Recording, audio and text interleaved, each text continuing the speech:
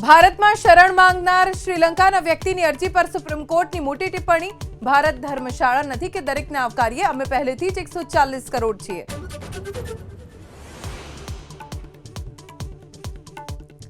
Colonel Sophia पर विवादित टिप्पणी करनार मंत्री विजय शाहनी माफीनो सुप्रीम कोर्ट में अस्वीकार। धरपकड़ पर रोक, परंतु तपास माटे बनशे एसआईटी।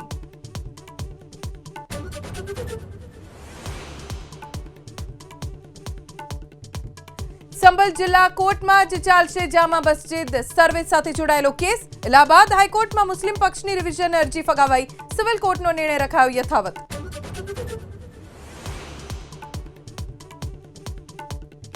गद्दारों पर देशना अनेक शहर में एक्शन। यूपी, पंजाब और हरियाणा में अत्यार सुधी में 10 ની धरपकड़। जासूसी ની कबूलात। मोबाइल सिम ना बदले मळ्या वीजा।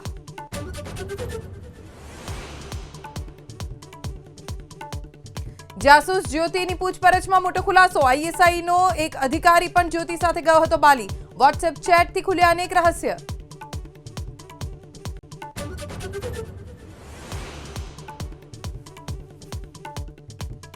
दाहोद मनरेगा कौभांड में एक्शन यथावत। मंत्री बचू खाबड़ना 2 पुत्रों सहित अत्यार सुधीमां 12 लोकोनी धरपकड़। कौभांड में हजी थई शके छे मोटा धड़ाका।